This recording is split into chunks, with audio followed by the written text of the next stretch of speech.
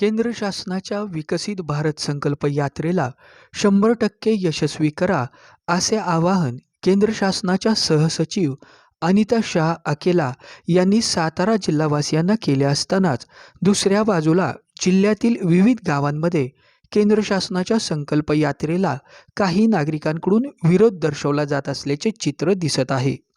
सातारा जिल्ह्यात कोरेगाव पाठोपाठ पिसाळवाडी तालुका खंडाळा येथे विकसित भारत यात्रेला काही नागरिकांनी उघडपणे विरोध दर्शवला.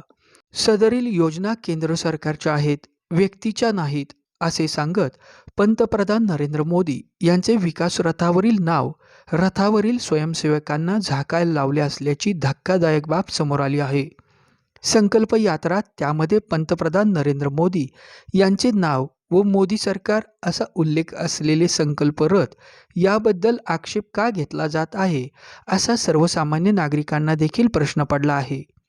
केंद्र शासनाच्या ग्रामीण विकासाच्या योजना शेवटच्या घटकांपर्यंत पोहोचून त्याची प्रभावी अंमलबजावणी करा, असे केंद्र शासनाच्या वरिष्ठ अधिकारी सातारा जिल्ह्यात आढावा घेत सांगत असताना दुसरीकडे जिल्ह्यातील विविध गावांमध्ये काही नागरिकांच्या विरोधाच्या वाढत असलेल्या घटनांबद्दल जिल्हा प्रशासन नेमकी काय भूमिका घेणार याकडे लक्ष लागले आहे.